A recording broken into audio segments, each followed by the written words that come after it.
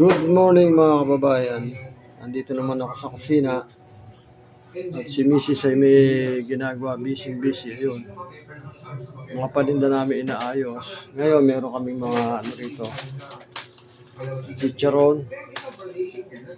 Tapos may malunggay. Yung mga panggisa. Tapos andito na yung munggo tsaka yung mga buto-buto, bias. Pinalambot na namin. Ano natin,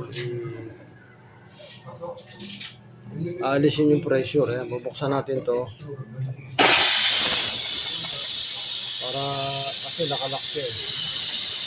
Pag yan nakalak, hindi mo siya pwede mabuksan. Kaya ipihiti mo to, alisin yung pressure para matanggal yung mabuksan natin.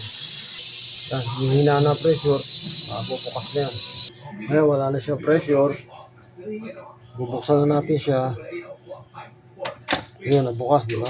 Naisali na natin rito at dito natin igigisa sa red pot. Ay, sa red na kaldero.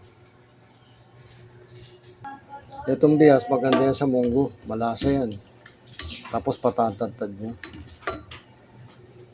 Igisa na natin ang bawang.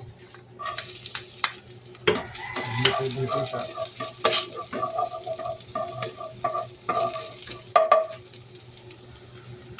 yan, igisa na natin. Lagay na natin ang munggo. Tsaka yung bias. Yan lang. Malambot na yan. Tapos, lagyan na rin natin ang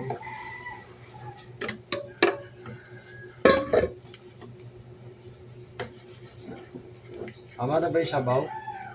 Nagdagang konti lang. Walang sabaw eh. Para hindi mabnab.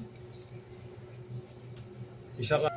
Ilagyan pa rin natin siya ng hot water na isang takip ng thermos. Yan. Para hindi siya masyado malagdag. Ano yun? Para kailangan ng mga apo ko yung sabaw. Lagyan natin ang konting rock salt. Isa lang kasi 5 piso lang pera mo eh. Di ba ito eh? Ano konti.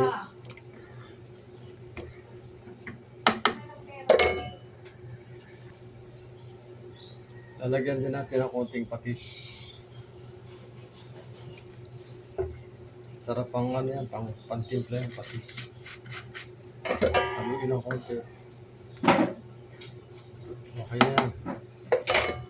Papalambutin pang mabuti.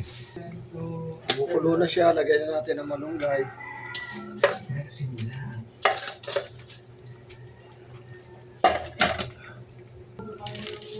Ilagay na natin ang malunggay. Medyo umiigang sabaw. Lagyan na rin natin ang chicharong balat ng kalabaw. Balat ng kalabaw lang yun. Wala nyo, chicharong baboy yan. Balat ng kalabaw yan. Bilad mo na tsaka i-chip ito eh. Yan, okay na, luto na. Thank you for watching.